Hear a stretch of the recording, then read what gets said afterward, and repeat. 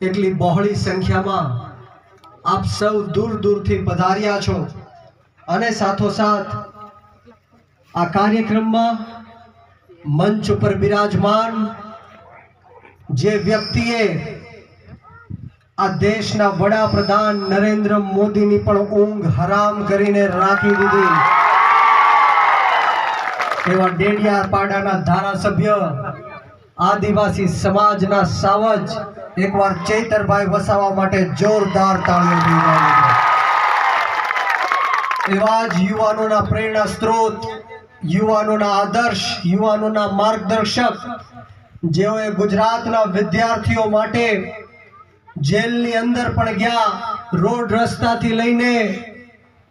ખૂણે ખાંચરે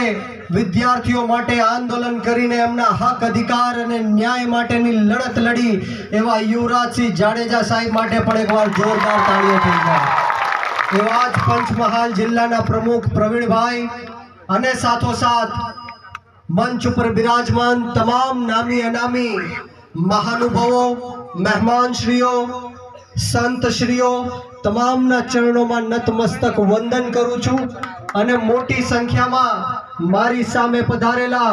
આદિવાસી સમાજના લોકો, બક્ષીપંચ સમાજના લોકો, ઓબીસી એસસી એસટી સમાજના લોકો, મારા ખેડૂતો, મારા પિતા તુલ્ય વડીલો, મારી માતૃશક્તિ ભાઈઓ બહેનો બાળકો અને ખાસ કરીને મારા સાવજો જેવા યુવાનો ઉપસ્થિત છે ત્યારે બ્રિજરાજ સોલંકીને આપ તમામને આ પરિવર્તનની લડાઈમાં, ખેડૂતોની લડાઈમાં તહે દિલથી આપ સૌનું હું ક્રાંતિકારી સ્વાગત કરું છું. આપનો ખૂબ ખૂબ આભાર વ્યક્ત કરું છું. સાથોસાથ ભારે જહેમત ઉઠાવીને આમ આદમી પાર્ટીની જે ટીમ છે એમણે એટલી મોટી સભાનું આયોજન કર્યું, એમની માટે એકવાર જોરદાર તાળીઓ થઈ જાય. સાથોસાથ જે લોકોનો અવાજ સરકાર સુધી પહોંચાડે છે, લોકશાહીનો ચોથો સ્તંભ એવા મીડિયાના મિત્રો પણ અહીંયા ઉપસ્થિત છે અને ખડે પગે જે પોલીસ કર્મચારીઓ, પોલીસ અધિકારીઓ